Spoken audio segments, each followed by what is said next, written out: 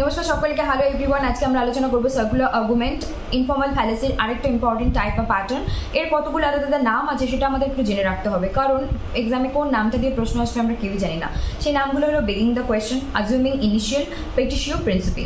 আর এখানে কি হচ্ছে P to C, C to P, মানে প্রিমাইজ থেকে কনক্লুশনে আসছে, আবার কনক্লুশন থেকে প্রিমাইজে যাচ্ছে। এক্সাম্পল দিয়ে বুঝবো।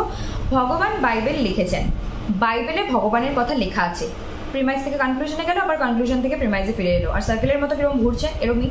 তো বিষয় হচ্ছে যে আমরা তো সত্যিই জানি যে বাইবেল ভগবান লিখেছে, আর ভগবানের কথাই তো বাইবেলে লেখা আছে। কোনোটাকে আমরা ভুল বলতে পারি না, দুটোকে আমরা ঠিক বলে অ্যাজিউম করে নিচ্ছি, ধরে নিচ্ছি। আরেকটা এক্সাম্পল দিই, রিয়েল লাইফ এক্সাম্পল। পুরোনো দিনে সিনেমার গান আছে, ডিম আগে না মুরগি আগে গুলিয়ে ফেলেছি।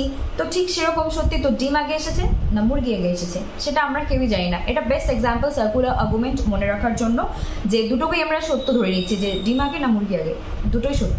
এটাই সার্কুলার আর্গুমেন্ট।